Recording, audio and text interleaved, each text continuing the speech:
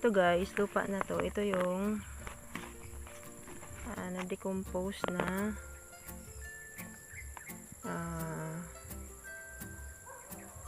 goat manure. So gagamitin natin ito guys pag tanim natin mamaya ng grapes. Kasi magtatanim tayo mamaya guys ng grapes. So maganda ito guys na pang lagay doon sa kanyang lilipatan. So tara! Dito natin guys ita-transplant yung grapes natin na itatanim. Tapos hukayan muna natin. Tapos lalagyan natin ng na-decompose na goat manure. Yan natin nilalagay. Pala.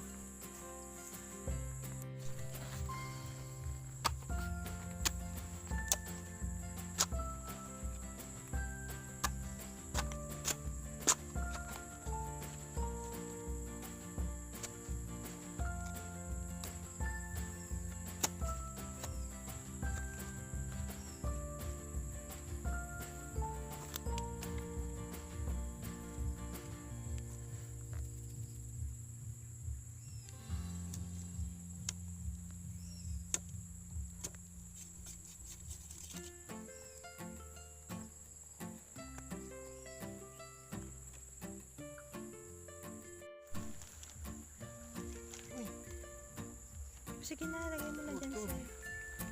Sige lang yan. Basta.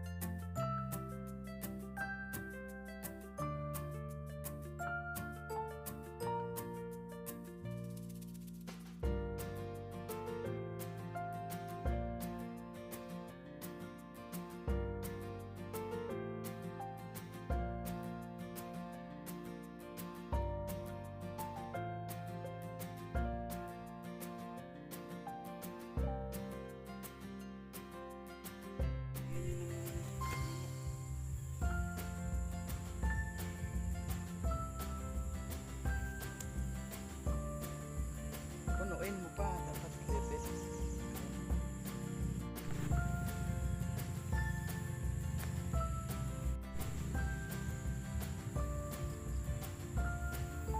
Bili mo 3 ng dahon.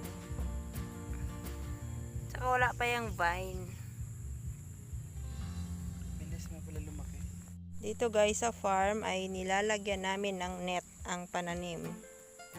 Dahil after mong magtanim ay may manok na malikot.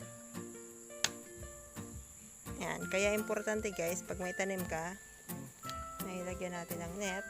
Kasi naka free range ang ating mga manok na malikot. Yan. Nakaabang na guys. Naatake na yan dyan.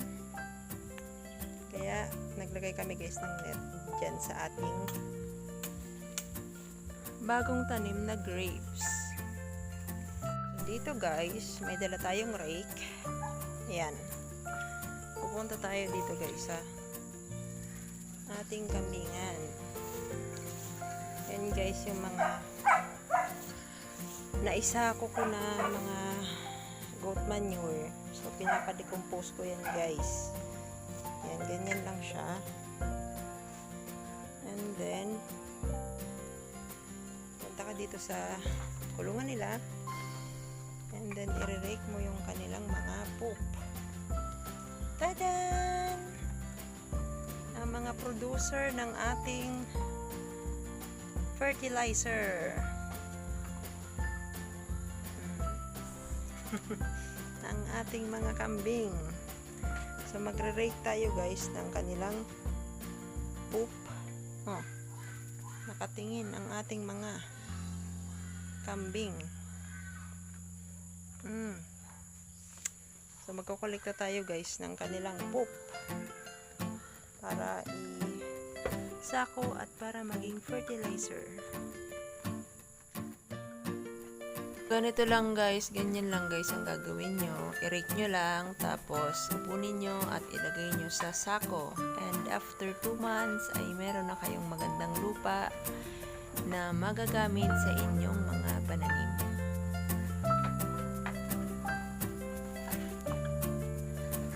At malaking tipid din guys pag meron kayong ganyang klaseng lupa kasi hindi na kayo bibili ng fertilizer na panlagay sa inyong pananim.